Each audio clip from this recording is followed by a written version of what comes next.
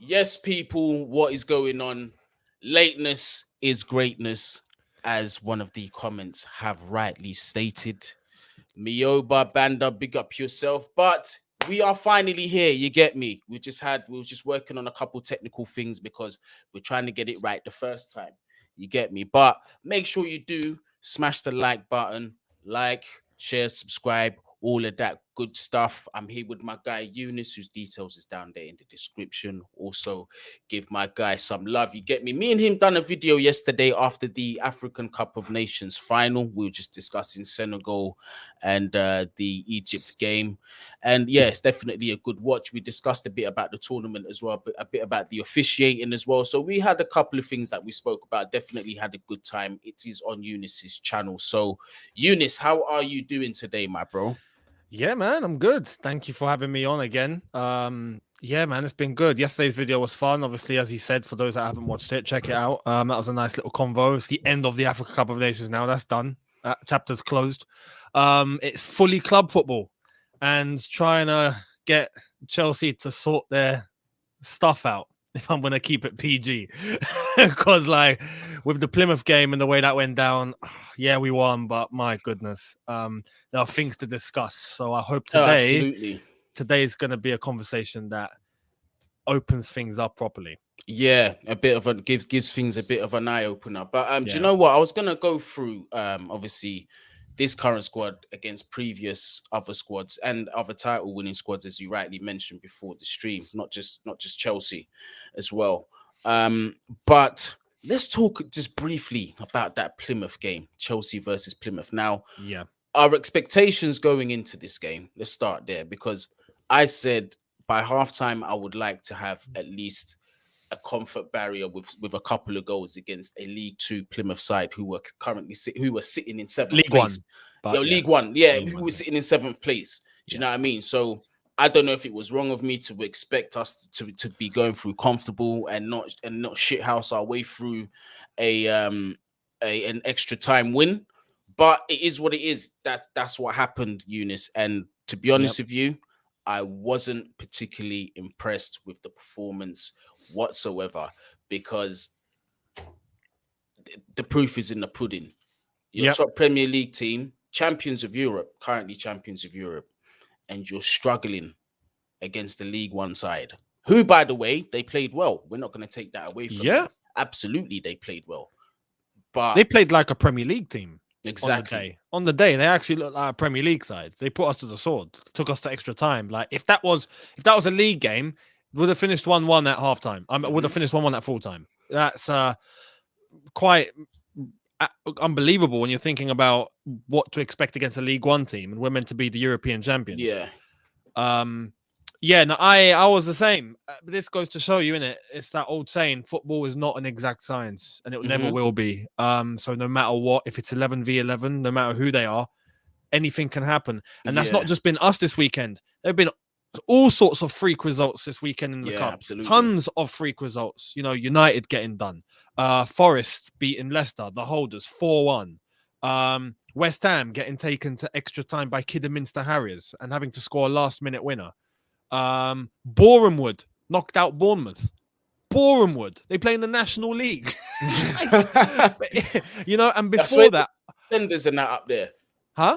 Is it the BBC studios up there, like EastEnders and them things there? That's where they film it is. Yeah. Elstree Studios is up in Bournemouth. Eaten by Phil Mitchell and Billy Mitchell and them man there. What's going on? For real, proper. Like you see there, like a little office, like in the tunnel where the manager had like his little office. Bruv, it looks like a den. It looks like I don't know someone's shed. It's mad.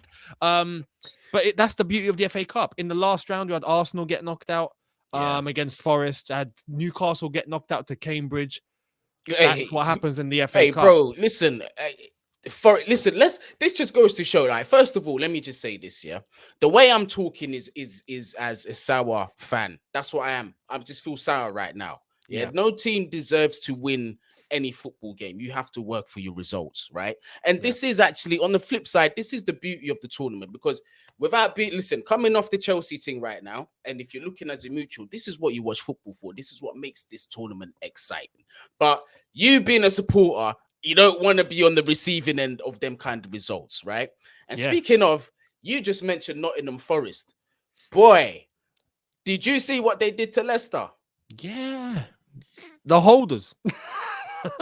Like, Nottingham Forest looking a bit mad. And I done a review, well, not a review like it in detail, just an overview of what I thought of that game and the whole weekend. And I had Forest fans come in my comment section telling me, "Oi, we're building something special here." Their manager, they seem to really love, and they, in terms of the things that we don't know, because they're Forest fans, they see it week in, week out. Yeah. They go, "He is building something mad here. Watch out, watch out." And I'm reading this going, you know what? I'm not going to say anything. I'm going to wait until if Forest get promoted, and if they do, we'll find out. But I hope they get promoted. I'd love to see Forest back in the Premier League, man. It's been way too long. No, definitely. They ain't been in the Prem since what, the 90s? Like the 90s, man. Was it like mid-90s as well? Wow. Mid-90s they went down, I think it was. Yeah, mid-90s they went down. Yeah.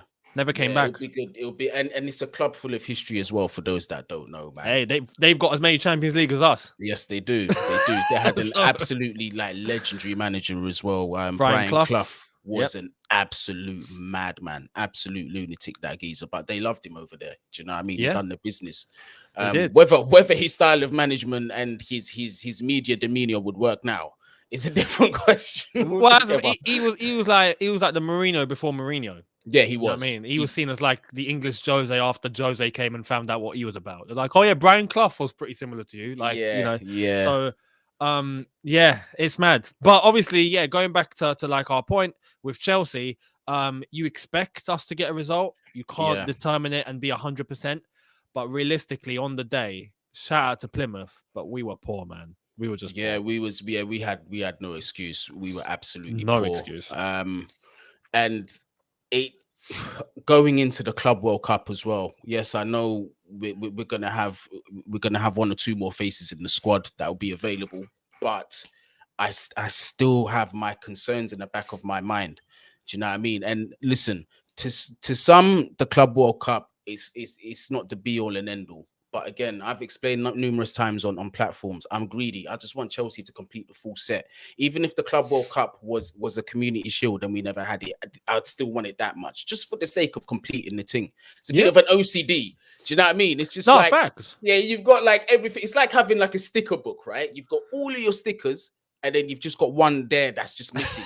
I just need it. Just bring it. Do you know what I mean? Yeah, it's one of those ones. Hey, I see Johnny in the chat. Got to big him up. No minerals in Dubai. Only one minerals is Mason Mount. As long as he plays, we win the Club World Cup, fellas.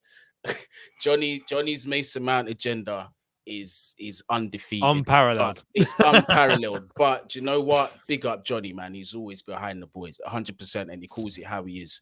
So big up yourself, Johnny. But today, I thought we would go through the quality of the previous title winning squads.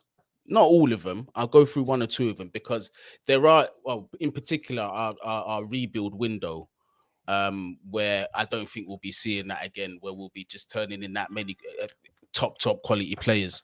Roman's Revolution. Yeah, that's what I mean. So we're trying to keep it a bit realistic here. But okay, so this is what we was practicing before jumping on live. So you're gonna see what took me so long to jump on. It's Guni's just technical ignorance at its finest here. But yeah, let me hit the screen share button. Ba-boom. Okay, no, this is kind of mad. Some inception shit. Yeah, this is like a thing within a. All right, so what are we doing here? We're gonna full screen. Bam. What? All right, cool. Now select the relevant tab. There we are. How are we looking? All right, people. How are we looking? I cannot see you. I can't see you, but you can see me, or you can see the screen, which is what matters right now. So this is our current squad. Oops, hang on. Bear with me 1 second, people. Yeah, I know you're having a laugh. You're like, look at this old bastard. You can't even get technology right. Look at him struggling. We're not even that old. Hey, listen. Hey, listen. We're trying. All right, so boom. Here's our squad. Obviously, we've got Big Edu. Yeah, world-class goalkeeper. We're not going to say nothing else. But just have a quick look through. Let's scan through. Yep. And the whole point is, right, why I'm going Shout out through. Bettinelli. Yeah, Sorry. we've got to shout out Bettinelli. The whole point is as well, why we're going through this squad is just really to just go in depth and look at some of this quality and see how much of this would be fitting into any one of these previous squads that have had the quality to win the title, to win the title. Sorry. So out of all of these in this squad, I'm gonna call them without even seeing the other teams. So Thiago Silva, N'Golo Kante are two players that I see in this whole squad that would get into a. Hold on, let me find it. Let's go back to 05-06. Into this 05-06 squad. Now look at this, yeah. Goalie for goalie. Edouard Mendy, I've got no complaints. Peter Cech, one of the best ever, if not the best ever Premier League goalkeeper. Yep. So nothing against Edu Mendy. It's just that quality is once in a lifetime, he's legendary. In a generation. So Peter Cech, based on that, is that guy. Mm-hmm. Now we look at our right backs. Yeah. We got Glenn Johnson and Rhys James. Rhys wins that. Yeah, Rhys wins that. So Glenn Johnson was all right. He was all right. But Rhys James is a lot more versatile. A lot more. Mm-hmm. Then we got Azia Delorno. You get me? Hey, listen. He didn't play a lot, but yeah. Chilwell versus Delorno. I'm going to go with Chilwell. Chilwell. All right, so cool. That's two Goonies already. People like, oh, you see? Not so bad. Not so bad. All right, cool. So, centre-backs. Oh. Ricardo Carvalho. This guy here. He walks into our team. He walks into our team. He does. And this is another one where I've got to say, based on just quality alone, because we all know, bruv, Rudiger is not a bad centre-back. He's one of the top centre-backs in the world right now. Do you know what I mean? But Ricardo Carvalho, he was part of a centre-back pairing that conceded 15 goals all Premier League season. And that is special. You cannot take that away from him. No, if I'm comparing with Carvalho, I wouldn't compare him directly with Rudiger. No, not Rudiger. I think we know who the one's going to be. Yeah, and I know. And do you know what? It kills me to say it because I love him so much, bro. I love Thiago Silva. And Thiago Silva, when he was younger. That's what I mean. So would be mad. And that comparison would be outrageous. And that's where I could even look and go, a young Thiago Silva, maybe pips Carvalho. Maybe, yeah, and this is why I said, but I said though, Thiago Silva is one of those names that gets into the squad. Yeah, exactly. Yeah, with Carvalho, he was just you look at him and you think, nah, you're not a baller. And then he does what he does, and you're like, "Oh my god, he's one of the best defenders in the world." And you know what? I think they both complemented each other so well. They did beautifully. Carvalho and John Terry. It was just and listen to the stature of men that we're talking about. Just like leaders, the leadership that we're talking about here. Yeah. It's unparalleled. You're not gonna see. We're not gonna see these kind of. I personally believe we're not gonna see these kind of players too frequently going forward. Times have changed. All right, let's move on to the next one. As mad as this brother was, and big up expressions, my doppelganger, William Guni Gallas. Oh yeah, hey, here I am in the flesh, people. You know what I'm saying? William Gallas. Hey, bruv, William Gallas. Like Gallas. Yeah, he was a quality centre back. Let's have it right. And he was a decent left back. He was played left back for quite a few games and played right back sometimes. He was just that guy that Jose would go to and be like, "Yo, I'm gonna need someone in that position. Are you good?" He's like, "Yeah, no problem," and he'll do it. So listen. Obviously, in our defense, right? We've got Thiago Silva currently. We've got Christensen. We've got Rudiger. Thiago Silva, for me, he has a place in a squad like this. Yeah, he does. Rudiger, I would say he's got a place in a squad like this one. Yeah, he does. I would say so. Yeah. Christensen, because now you got John Terry, So we've basically got Gallas, JT, Huth, and Huth. All three of whom I thought were decent for us, especially obviously John Terry, generational centre back. You get me? John Terry's the number one out of everyone we've mentioned. Come on. Yes. His own level. I don't need to explain the levels that this man was on. You know what I mean? But if we're comparing with like Christensen, and there's younger guys, we're not going to bring Chalobah and all that into the conversation. I don't think it's not fair. But Christensen, for example, even Aspie at centre back, William Gallas. I think he does a better job. I would take William Gallas. Yeah. I wouldn't. Well, Huth, I would. Even Huth was decent, but he was solid. But he obviously, like, I think he bloomed later in his career. Obviously, he was part of that Leicester title winning side, and him and Wes Morgan were a rock. But that's much later in his career. But even him as a rotational option, I thought was decent. Look, the point people might be, to those that I knew coming in, the point of this video was just to really have a look at the quality that we had in and around the squad and why these squads won the title. And to really just look at the current squad that we have, the 21-22 season, which is not a terrible squad. Nobody's saying it's a terrible squad. Yeah. But we're just sort of trying to make a comparison from past times to what we're seeing right now. Yeah.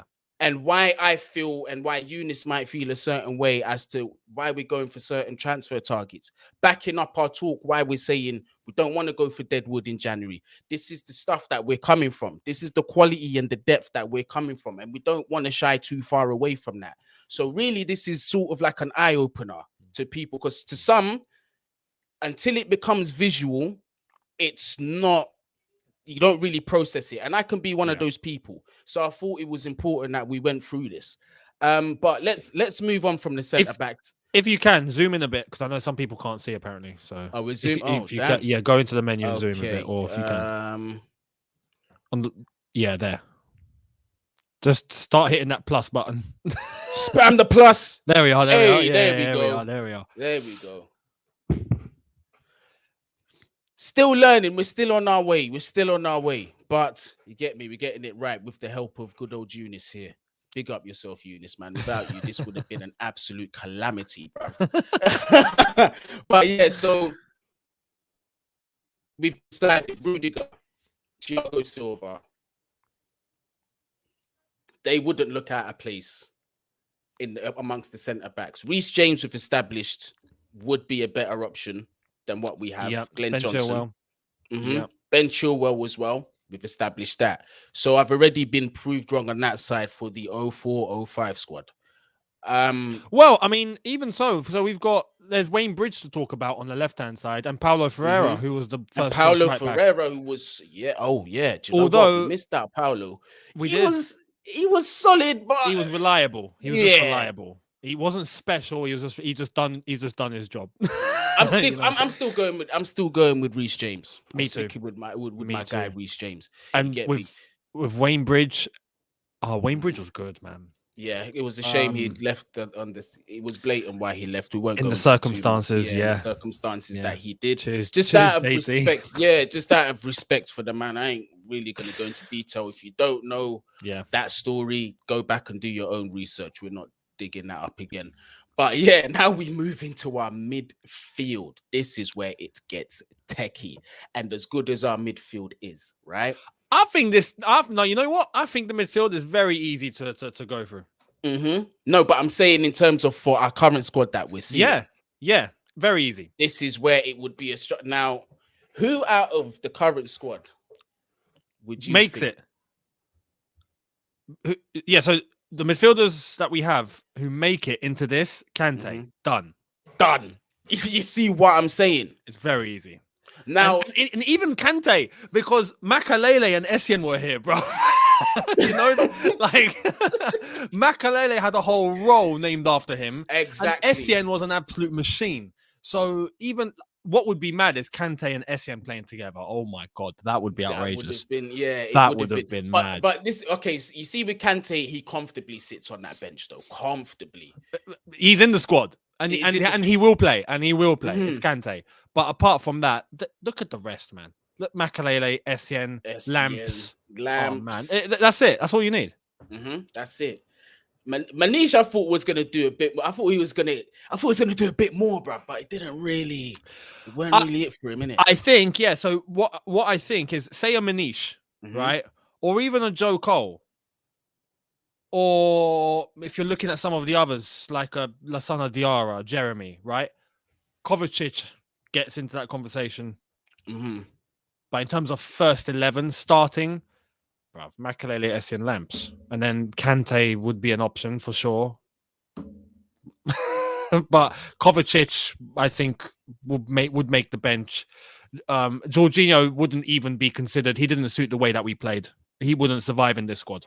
No, yeah, that's exactly. And this is my point. Now we're gonna go into the more attacking positions. Joe Cole. Now, Mace has definitely got the minerals. Does he become an option? Is he an option in this squad? I believe so. I believe he can be an option, bro. Because remember, we have to take into consideration that the quality around you also can make you a better player. And I see what Mason Mount has, and I see like his mentality as well. And with the tools that he's got, how do you think he would thrive in this? I think he would do sick in this team, given his opportunities. You know, the way he is now, you take him back then into especially the way that we were playing and how physical it was back then. He would survive. I think he would survive. He'd hold his own because he's, in terms of his fitness, his running, his ability off the ball, he would do the dirty work. Yeah. And in that era, you needed to do the dirty work. Yeah. There wasn't getting any around. It's not like now where some ballers avoid the dirty work. Like, back then, everyone had to get dirty. And Mason Mount would do that with pleasure. So that's why I think, yeah, he would. In terms of ability, he'd be on the bench. He'd be on the bench because he's not starting over Joe Cole. Let's have it right. No. And if that's even his favorite position. And obviously Lampard, if he were to move a little bit more forward, Lamps is easy. But now this goes back to what we've been saying in previous videos, Younes, is that this is the way it should be for Mason Mount. He shouldn't be relied on. You see what I mean? Week in, week out. That quality option that's either in and around his quality or slightly better than him should be there to A, take the weight off him, and B, make sure he maintains that certain level to know that if I drop below, I've got a Joe Cole that's right there. And he's going to step up and he's going to play every week if I don't work hard enough. You see what so this is why we're doing this. So now we go to our right mid. So obviously we're not doing a right midfield team. We'll say the right wingers. Damien Duff, boy. Duff was so underrated, you know. Smoke, bro. He was so underrated. And I'll never forget that game against Barcelona, man. He was beast. Bro. Beast. Does Duff start for this team? Does he walk straight into this current team now? In the current team? Easily. Absolutely. Easily. Oh my God. Duff walks in with his eyes closed. Are you mad? If we had the wingers of then in this team, you best believe we're scoring more goals. Just look at the quality that we have. And this is the 05-06 season. I haven't even moved on to the rest. Those wingers back then, Duff, Robin. Disgusting. Look at this. And I'm not even going to ask if he gets into the team. Robin, you could chop his legs off, he'd still make it. This is what I mean. This is the quality that we have. And then you see the drop off in quality on that bench, right? You've got Sean Wright-Phillips. He done all right on his job. You ask him to come off the bench and do a job he's doing. Yeah. And you can rely on him. You see what I'm saying? Yep. And now look at the center. Oh, man. The center forward options here. Look. The center forwards. I mean, there's one. Look. Back then we played, even though it was Mourinho, we were 4-3-3 mainly. It wasn't even like a 4-2-3-1 or anything. It was predominantly a 4-3-3. So we'd have one main striker up top with someone either side of him. Yep. That was Didier. And that was it. And even so, there were times where Didier wouldn't play and we'd play Good Johnson. And he would bang it. Exactly. he would bang it. Exactly. And then Crespo, whenever you needed to, and even he still managed to get a couple goals. And right, and look who was considered a reserve, Carlton Cole. Carlton Even Cole. to me, this brother was a quality striker. He was a Yep. good striker. Obviously, not world class, like smashing. No, I wouldn't put him up there with like the Andy Coles and that, but he was still a reliable striker. Do you know what I mean? But I say that to say this again. Look at the quality that you have. Even remember, man, like Jeremy as well. Yeah. Come And that on. was our depth. So like Jeremy, Diarra, that was our depth. This is all our depth. Manish, who we bought from Porto, that won the Champions League. Nah, we got him from Benfica, I think. Benfica. Yeah, no, we got Porto. Oh no, we got Thiago from Benfica, and we got him from Porto. Yeah, you're right. You're right. Exactly. Thiago's from that Benfica. was it. That was it. Yeah. So Manish won the Champions League with Jose. Came in, became a depth player. He was just a squad man. Like that's how good we were, man. Exactly. So listen, out of a 25-man squad from this season to this, we've named what? Has it even been 5 players? So we've said Rhys James. Rhys James. Ben Chilwell. Yep. Thiago Silva. Yep.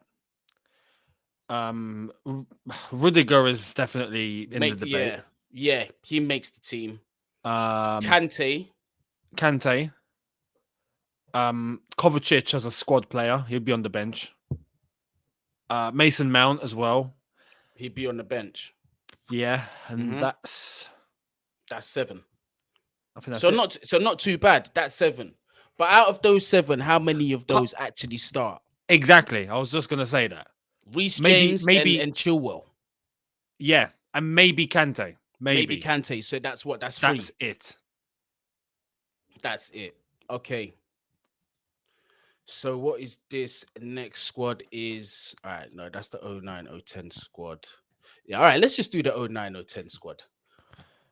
09-10. Yeah. Again, Peter Cech.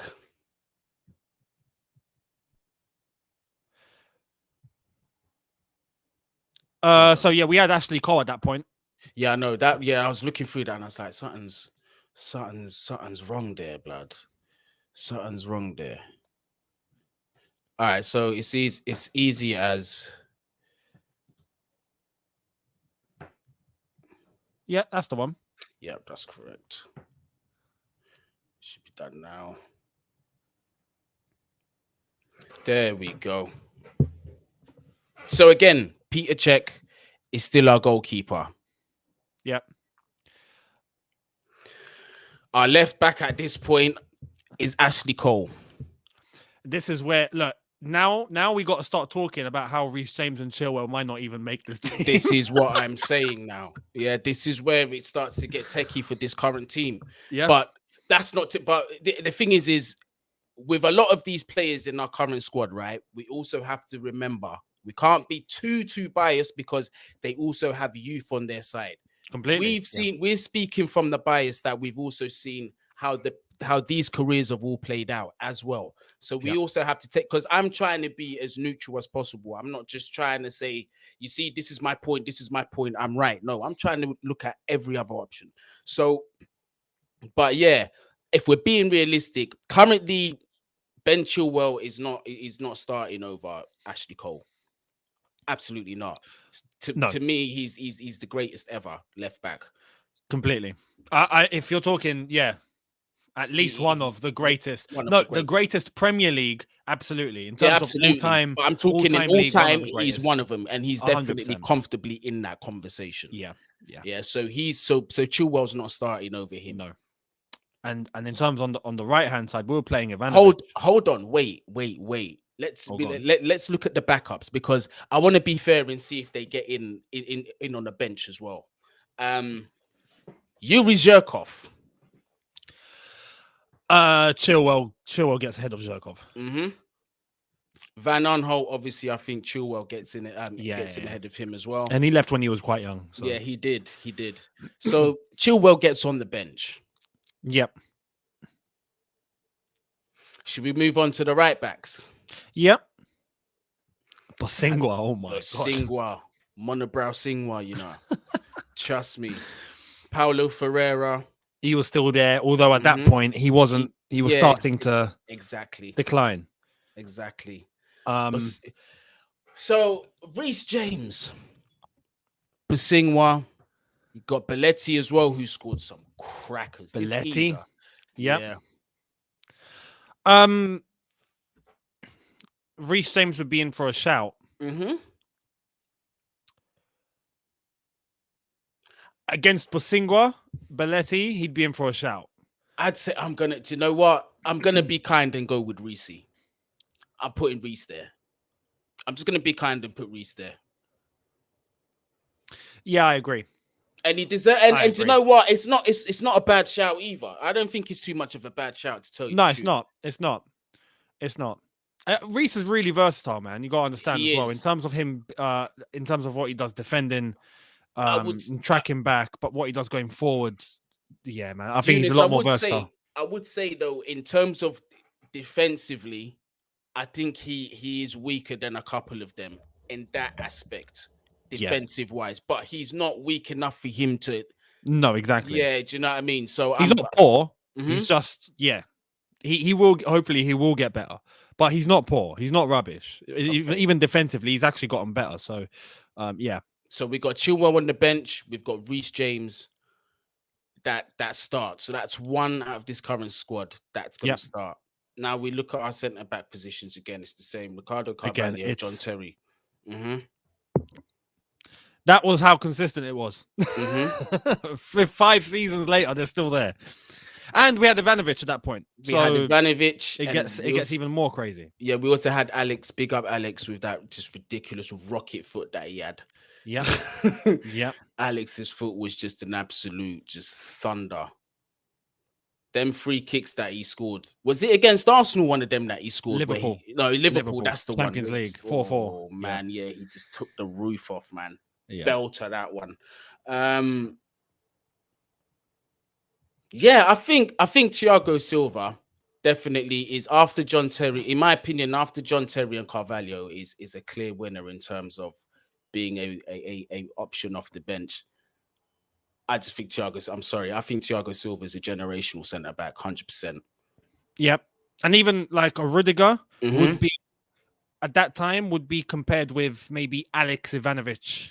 Yeah. That's it. In terms of John Terry Carvalho, they're not getting touched. And we got to be fair. Okay, let's be fair on Mendy. He makes the bench comfortably as well. Oh, yeah, easily. Yeah, Mendy makes the bench comfortably as well. Now we move on to our midfield. Oh, my goodness. This was too dangerous. I don't think we can put anyone. This was too mad. And you got to understand, that season when we won the league with Ancelotti, we were attacking. It was the first manager to come in and go, okay, we're not defending anymore. We're actually going to attack and score goals. And Ancelotti done that. Yeah. So it's even so, it's a bit easier to compare with how we play now. But this midfield, again, it's the same story. And you know what? It's even harder for Kovacic now. I'd only put Kante, possibly. Bruv, you had a young Matic and the young John Obi Mikel. Yeah. And you see the thing with, who John Obi Mikel reminds me of, yeah? Obviously, but it's in reverse, is the versatility of Tchouaméni. Obviously, Tchouaméni's best position is defensive mid. Remember, John Obi Mikel was an attacking mid. That was his original position. His original position, yeah. But his versatility, again, allowed him to drop deeper, and look at what he became as well. Just locked off games. Whenever we wanted to protect a 1-0, bring on Mikel. When Mikel was coming on the other team, you could hear this. You can hear the fans going, "Oh, for goodness sake, yeah, we're not getting anything now." It's just, look at the quality. Remember, guys, this is what we're talking about. The quality in depth that we can call off the bench. Yeah. That was the beauty of it. Michael Essien, Frank Lampard, bro, Kante. Mate, Ballack was there for that one. Hey, Ballack was there. That's where it gets sticky. Even Deco was scrubs for us that year. Like, Deco was a quality player. But when he came in, he was just like if there's no one else, we'll play Deco. We'll play Deco. That's how much greatness we had in that midfield. You know. And all right, so now let's look at the attacking mid position, bro. Oh, we forgot about Kai Havertz as well because he can play there. He can play attacking mid. Does Kai or Mace become an option? Because remember, Ballack can also play there. Lampard can also play there. Jonathan Mikel can also play there. In this team that won the league, it was predominantly Essien sitting deeper, Lampard, Ballack just ahead. Yep. No one gets ahead of them. They don't. No one gets ahead. And even if you're even a Mount, Kovacic, they don't. And it's no disrespect, and it's no disrespect to the level of talent these guys have. Of course. Yeah. Look at this. Now we go further up the field, right? Look, young Daniel Sturridge, for anyone to remember. Yep. Boy. By the way, shout out, we had Kakuta on our book. Gael Kakuta, yeah, he was meant to be the next best thing since sliced bread him. Yeah, but we done ourselves dirty with the way we bought him. Fabio Borini ended up at Liverpool. Don't know how they felt about him. Then he was at, is he at Sunderland now? If he's even still kicking ball, I don't even know. If he's still there, they're in League One now, isn't it? So I don't. Yeah, it wouldn't surprise me if he was still there. Look at this. Solomon Kalou. Shevchenko obviously was done and dusted when he came to Chelsea. Or at least But look, Drogba, Malouda, Anelka. Oh man. Oh my god. The one time we went with two strikers up top together and it worked like a charm. Drogba and Anelka, man. Yeah. Their chemistry was through the roof. Right. So unbelievable. So we've listed off these names. How many of our attackers get in here? None. It's actually mad. How many of our attackers get on the bench? If we look at the bench of back then, so the bench back then was Sturridge. Obviously, there's you see Sinclair, De Santo, and all that, but Sturridge, Kalou, Shevchenko, Malouda, and Malouda would play on the left-hand side sometimes, or predominantly. But even sometimes he'd find himself on the bench. That was our bench. And they were quality. All of them were good.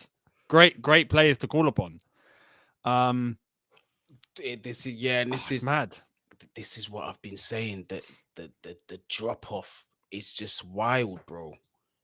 The drop-off is mad. All right. I know I'm not doing this in no particular order. I know I've missed one out. I think I missed 04, 05, didn't I? Or 05 or 6. One of the two I've missed out. But all right, let's jump forward 14, 15. Closer to the times that we're at now. Obviously, still. Wow, we took Younes 7 years. Where did this go? Where did time go, bro? Time flies, man. Time flies. Hey, all right. Interesting conversation here now. Tebow, but obviously, Czech was still being used. You get me? But, he was, yeah.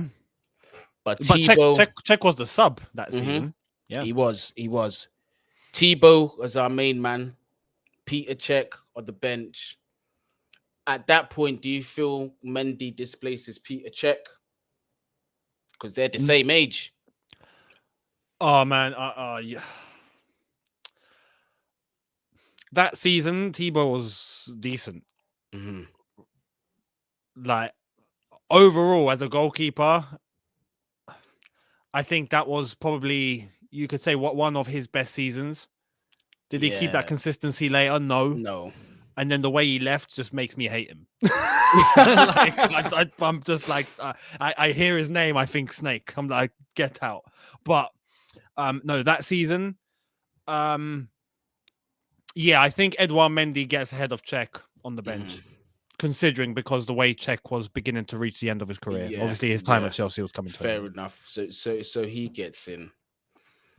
Rhys James doesn't get ahead of a 24-year-old Azpilicueta, but he's still in the squad. Oh man, yeah, young Aspi was mad. Yeah, he doesn't get in ahead of a young Azpilicueta. He doesn't, does he? No. He's a better option than Juan Cuadrado, I'll say that. He'd be on the bench. He'd be on the bench. Rhys would comfortably be on the bench for this. Now we look at our centre backs. All right, so John Terry This being is 30. where this is where It's it interesting, loosens isn't up a it? bit. It loosens up Yeah, a bit, I think, for the centre backs. yeah, it's interesting here. John Terry obviously keeps his place. Yep. Thiago Silva, in my opinion, walks in next to him. I reckon Thiago Silva walks in next to him. Look at the options that we got. A very young Christensen, a young Zuma, Nathan Ake, Yep. Branner, Gary Branner, but Cahill. yeah. I think Silva and I think Rudiger especially. Mm-hmm. You put Rudiger alongside John Terry ahead of Cahill. Mm-hmm. Even though Cahill and JT worked quite well together. But yeah, I think Thiago Silva, Rudiger, both of them have a shout in this to make it alongside JT. Yeah, 100%. I reckon they're comfortable options. Obviously, we still got Christensen in the team. And Christensen's there anyway. Yeah, but he was a baby. Anyway. Exactly. So he just counts. He counts as a baby. How old was he back then? He was 18, age, doesn't he? 18. Yeah, he was 18. Then we go into the midfield. This midfield was nuts. Matic, Fabregas,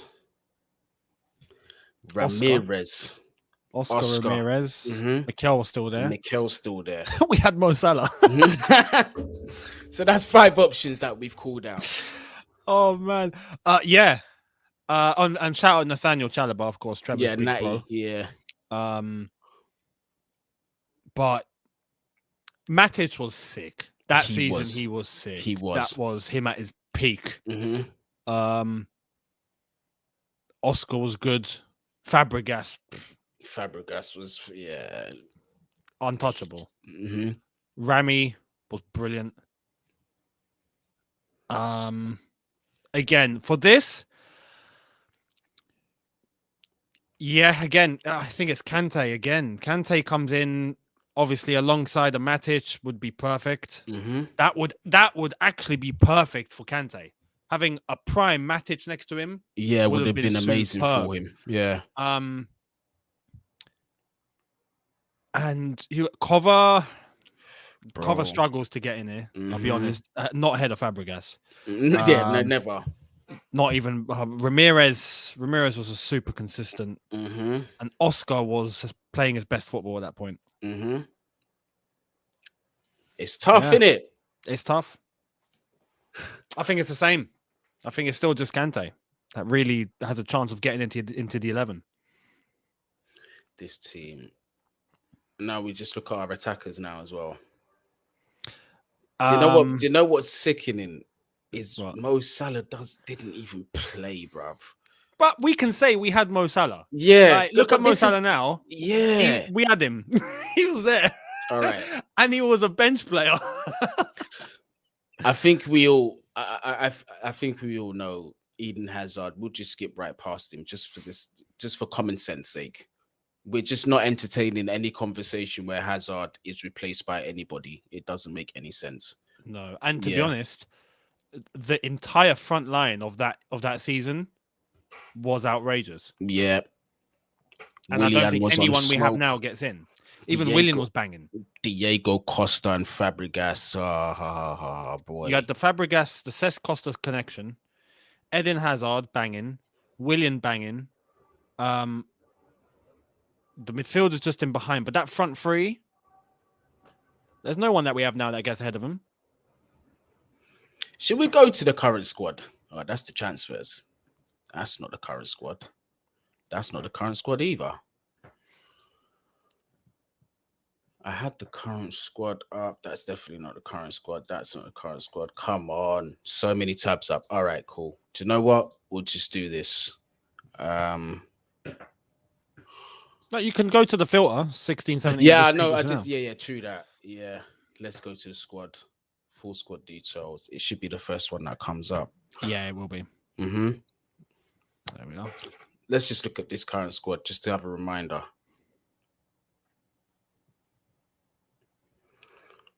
Alonso. just look at the drop off in quality that we see here. Now, obviously, Oh, it's mad, you know, you're right. Oh no, what have we done? What have we done? now, do you see why I behave the way I do in transfer windows? I Do you see it? completely get it. I get it. And I have another question. How did we win the Champions League, bruv? The answer is simple. The answer is simple. It's a brilliant German and his team sitting in a dugout.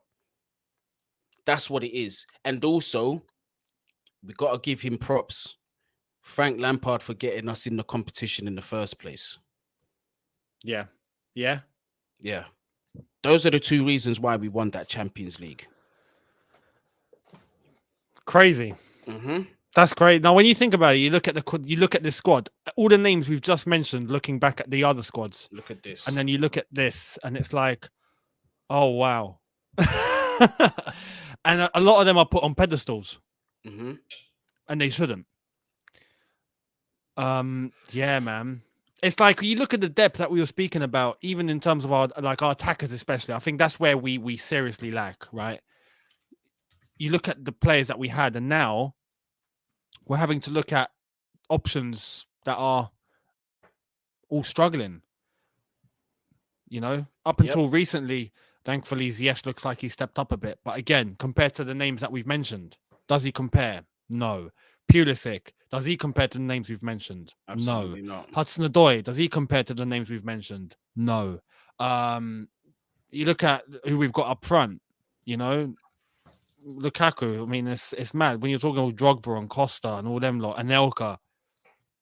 It just doesn't compare. Doesn't compare at all. They don't. It's mental. It's mental. All right, so and it's a big eye opener. It's a massive eye opener because those teams are the sort of what we had. That sort of level is what you need to be able to win a league title.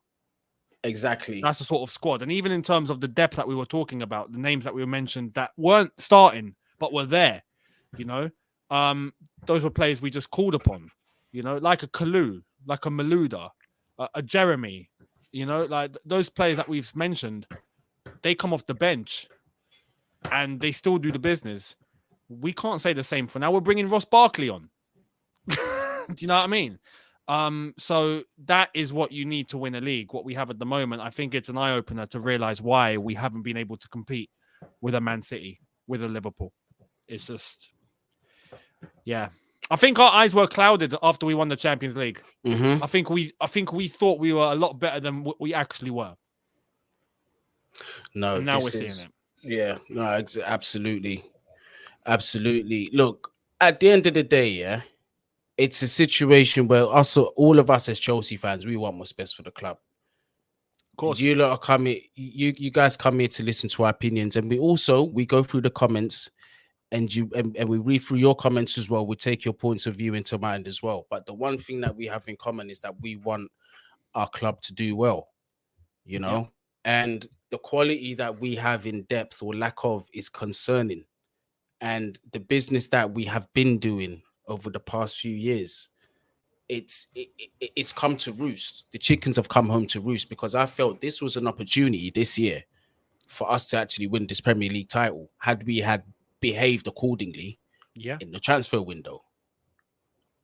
So, and we're coming into a time where it's becoming increasingly more and more difficult because the competition in and around Chelsea is becoming more serious.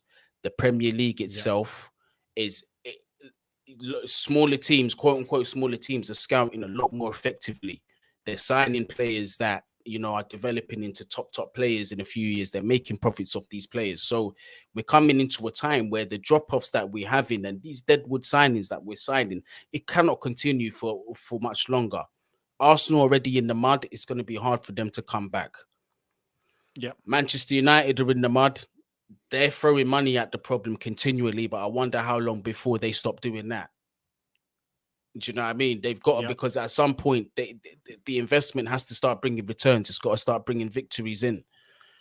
But Yeah, this super chat here. Just think it's interesting that Tuchel is it's not super chat. Sorry, that Tuchel is given credit for getting the Champions League win, but how is it not him failing to get the team to perform now?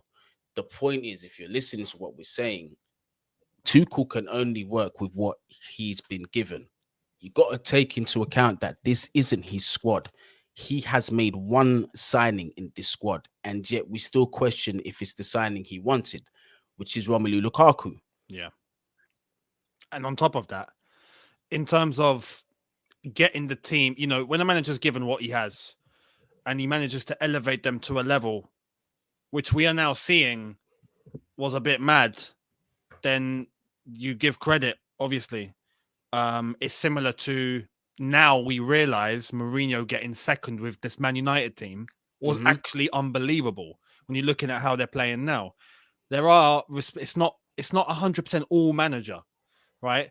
Manager can take in such short amount of time. He had a big impact. We won the Champions League, which we have to add was a cup competition. You know, at the end of the day, yes, it's playing against the best in Europe, but it's a cup competition. When you're playing a 38-game league season, you need consistency. It's not just all on manager. He can't just take the entire team himself and do it all. You need the players to step up, and you need the players to be able to do exactly what you want to be executed. Over a cup competition where there's a few games over 2 legs, you can get that done temporarily. Yeah. But over a long season, the flaws are now starting to come out, and we've seen that. So we give credit for TT to be able to change the situation with a team that were 9th in the Premier League when he took over, and we ended up winning the Champions League. Of course, that's his impact. Being able to take that same team for a league season now, we're starting to see that, yeah, maybe this team isn't as fantastic as we initially thought it was because we won the Champions League.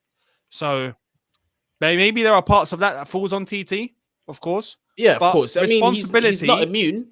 But responsibility is with players. 100%. And if they're not good enough, and we realize now they're just not good enough in the long term, maybe a few games being able to execute a few things against, you know, over some 2-leg ties, cool, they do it. But over a long season, if they don't have the minerals to do it for that long, they're not good enough. It's as simple as that. No, I have to agree. I've got to agree with that, Younes. And it's about time, and it's been long enough. I mean, I'm sick of the cycle of, you know, we lift up a Champions League or we lift up a Premier League and we're not adding to that quality. You know, one of the best managers to ever manage in the Premier League, if not, well, the best manager to manage in the Premier League, Alex Ferguson, he himself said that you cannot sleep when you win the Premier League. You have to add on to the quality that you already have. You have to. Do you remember when Man United were winning, you know, those leagues and those competitions? But at the same time, like if you realize, Alex Ferguson never actually had a rebuild. He just replaced him. It was just gradually changing over time. And he's winning, but players are taken out, new players are put in, the core stays the same. One by one, it's like the Manchester, it's like the Manchester City situation. What they have now is because they've got so much quality in that 25-man squad. Right? Yeah, so much stability. That you don't, and the ages are all correlating as well. That they're just going in seamlessly. So when it's a case of we need to sign a player, it's just a case of that one or that two, and that's it. And they scout good enough to identify the qualities they need from this player, and they slot right in. Or if they don't slot right in the case of Rodri and one or two others who struggled, I think even Grealish right now we haven't seen the supreme Greenish that we've seen at Aston Villa. He's going to need time. But Manchester City have a way, because they've got the quality to take the pressure away from them, to pull them away from the limelight and let them learn and understand and grow with the squad. Yeah. The pressure is off them. That's what we need for for a lot of these players, because some of these players are young still. We've got a young core squad, bro. We've got a young squad. Our seniority is at the back. Mainly, like the further forward you go up, it's like there's a lot of youth. The younger is getting. Completely, man.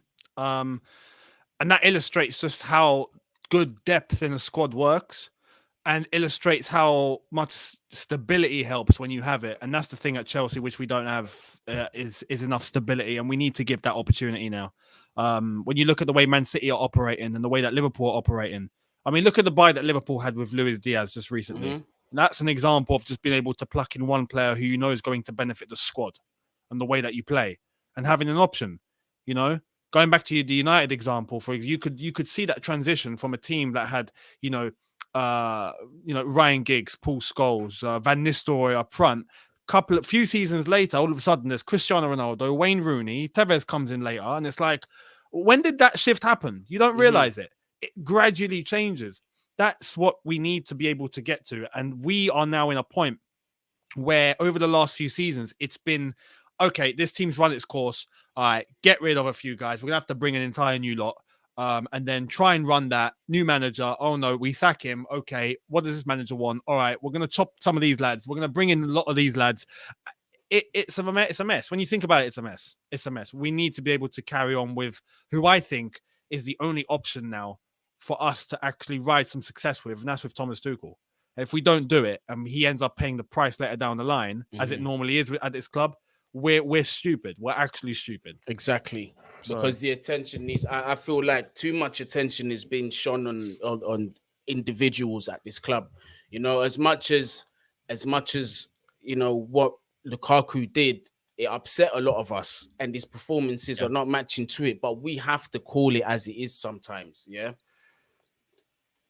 it's not all down to him. This is a result of bad planning from upstairs.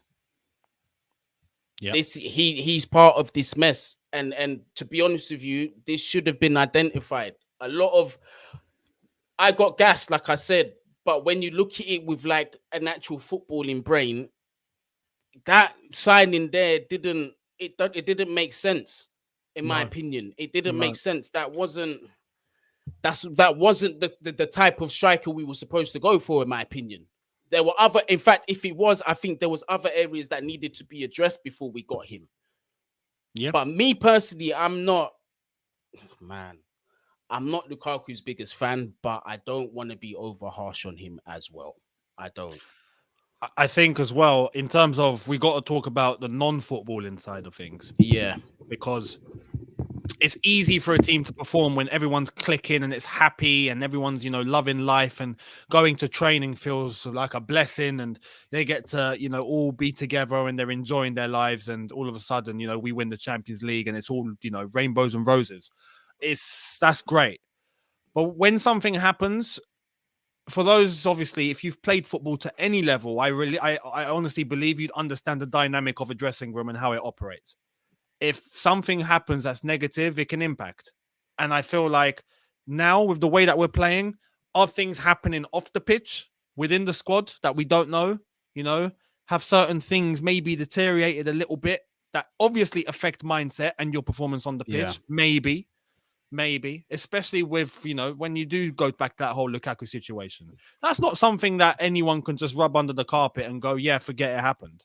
That's going to have an impact. And that's why I said at the time, it can have, it could be a detriment on the dressing room. Has there been a knock-on effect? Maybe.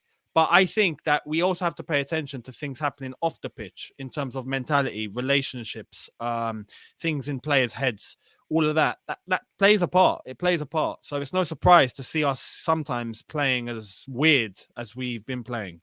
And you're right, to not just blame one man. There is that effect. And if multiple players all of a sudden seem to be down in tools a little bit, or they're all struggling, like we saw our entire attacking line struggling with zero consistency from anyone, that's not normal. That's not normal. Problem. So something's there. What is it? We don't know, but something's there. Do you see this statement here, this comment here? Lukaku will cook next season. Yeah, you know why that Milan. But this is the thing. At Chelsea, it wouldn't surprise me if he did. If we got things right, it wouldn't surprise me if he did whatsoever. I'm not gonna lie to you, it wouldn't. But do you reckon? No, because I think the quality is still there. The quality just doesn't disappear. But it's just that we're not using him to his strengths. And I know there are not many, but like, if you use Lukaku at this point, if you use him as a poacher. But that's the thing. Like this is where you go back to some players that it doesn't work at one club, they go somewhere else and they bang. Mm-hmm. It's like when But I'm KD. saying It's like when KDB was with us. Yeah, but no, but I'm saying that It from the didn't click. But Younes, I'm saying that from the perspective of he is stuck with us. We're not selling him, so we're gonna have to, because there's also the fact that we've spent 100 M's on him, so we're gonna have to use him whether we like him or not. And especially for the fact that he's the only number 9 pure striker at this club right now. Well, this is a situation we've put ourselves in. As a club, this is what we've put ourselves in when we shouldn't have. When you're talking about the only striker that we have at the club, and it actually is just the only actual striker we have at the club, that's mad. We should have 3 or 4 strikers at this club. Everyone else has 3 or 4 strikers at their club, minimum 2, with a third as a backup. It's mad when you think we actually only just have one, and that's Lukaku. We've got Giroud banging at AC. Tammy's gone to Italy and banging there now. Broza's on loan when, hopefully that's going to work out and he comes back. If we don't, we're actually insane. But for a top club like Chelsea, where we actually have one striker at our disposal, that's ridiculous. And that striker doesn't fit the way we play. So it's crazy. The whole thing's mad. I mean, there's no point in crying over spilt milk. What's been done is done. We're here today where we are, and we've got to look for solutions going forward. I'm not a fan of being a crybaby and not speaking about solution. But before we come on to solution, we definitely, my guy Northside in the building. Big up Northside. We got a big up Northside. He is part of the 4 of us who do a show on League Gunner show. Massive big up to League Gunner as well, man. We're on every Tuesdays, myself, Northside, Younes, and League Gunner. So we will be seeing you guys tomorrow at the League Gunner channel for our show. So definitely make sure you do tune in for that. But solutions. Oh, no, I didn't even read out his comment. Big up, boys. Good vibes. When you guys got Lukaku, I thought you would play him with Werner. Injuries and a lot of things have kind of made things the way they are. Do you know what I mean? Players are playing out of position. I thought a lot of things myself. I thought it was going to be a 2-striker thing that was going to happen. Lukaku and a partner up top. We've seen it a few times, not enough. But again, it's come down to injuries and where we've had to use certain players out of emergency. Because, I mean, Christian Pulisic has been right wing back. Same with Callum Hudson-Odoi. Players are being played out of position. You see what I mean? So that's also part of of what's going on here. But in terms of solutions, Younes, because I don't want to get stuck on that too much. We've got to think about solutions. It's not all doom and gloom. We've just come past January. We haven't signed anybody. To some, it's a bad thing. To others, it's not necessarily a bad thing. I'm in the boat of it not necessarily being a bad thing. What needs to happen this summer, Younes, for the board to at least be back on track to getting us competing to the title? I know it's easy to say, but we kind of need an overhaul. We just need a clean out, bro. We need to be able to consult with Thomas Tuchel. The scouts need to do their flipping jobs. I think most importantly, first thing that we can do that's in our control is to bring back Broja, bring back Gallagher, incorporate them.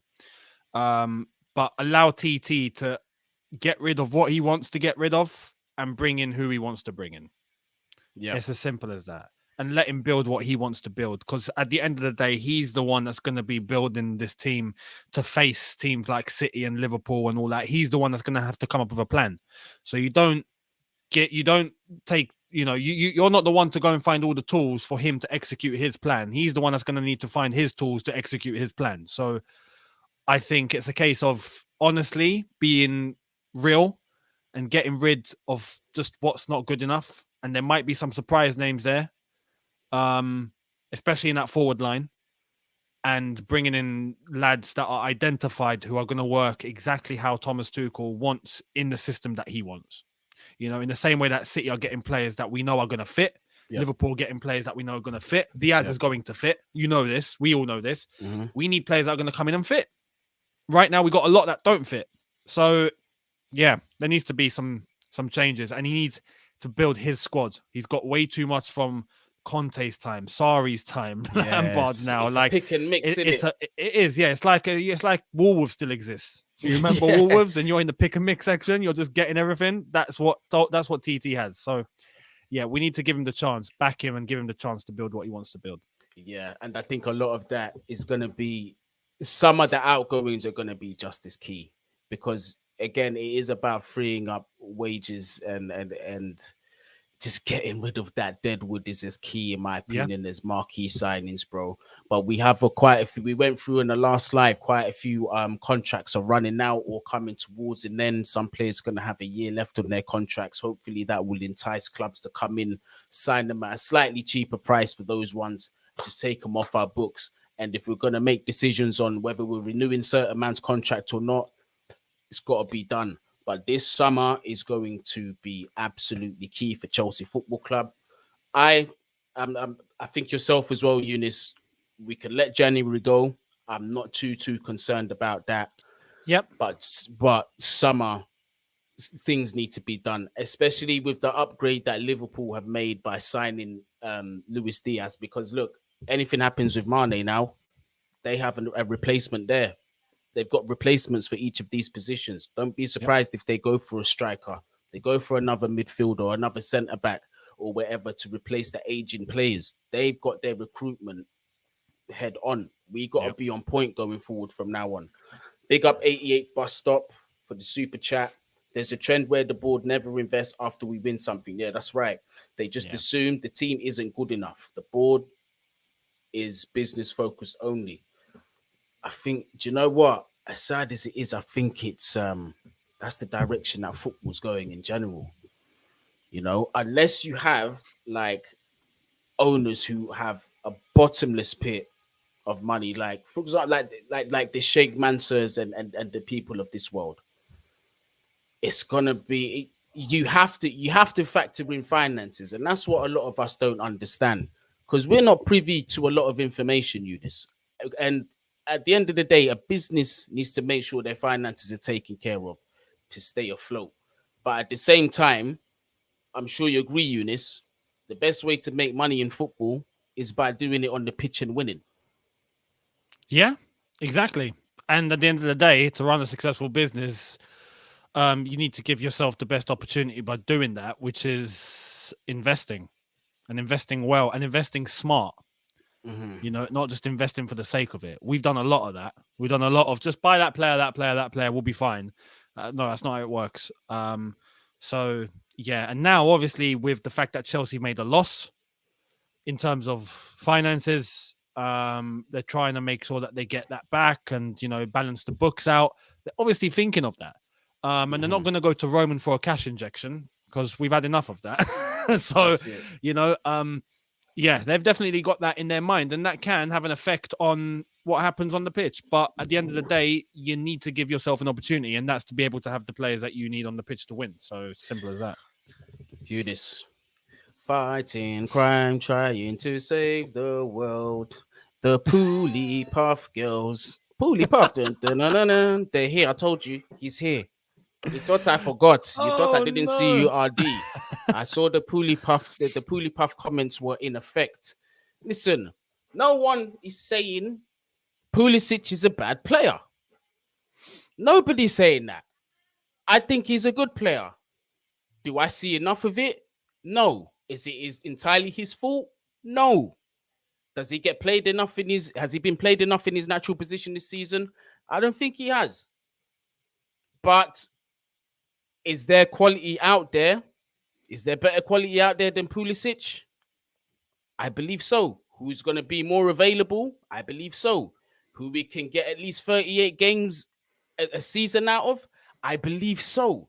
These are things you have to take into account for certain players. If you want to ignore these little things, if these big things, then that's on you. But I can't ignore them. It's the same with Ousmane Dembele, because if we ignore that principle of his injury record, I'd have him at the club in a heartbeat. But that's the case. Pulisic he's not as bad as Ousmane, but it's the same similar situation as well with him. When he gets injured, he goes missing for a long, long time. We don't get to use. We can't have him 38 games a season. We need that. City have that.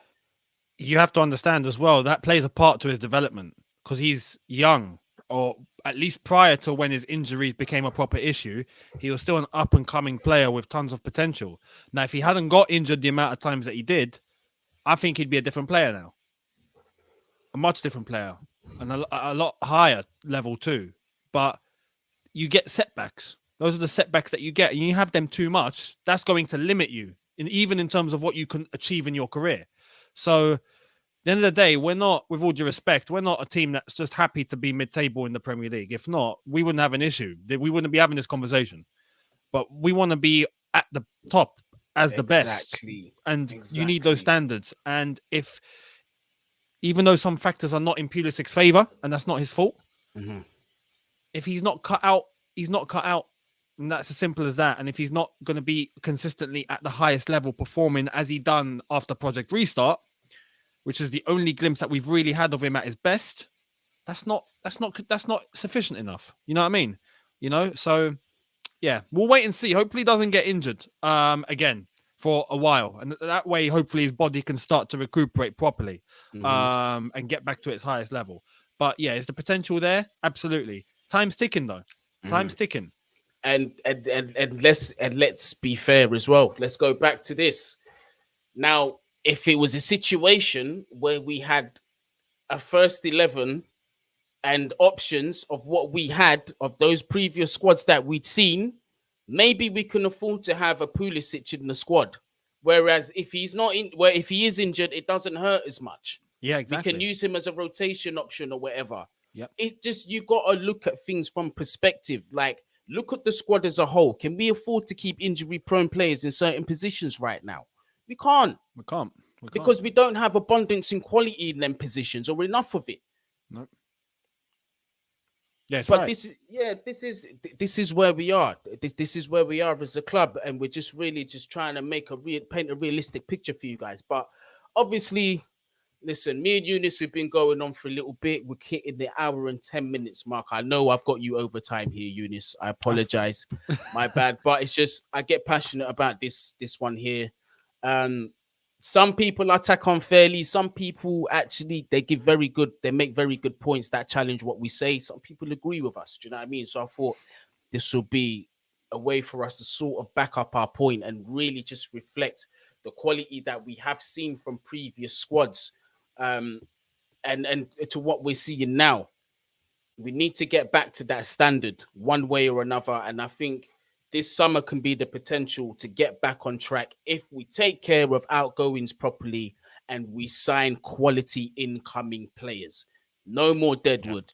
Bring in quality. Stockpile on quality, not deadwood, not temporary things.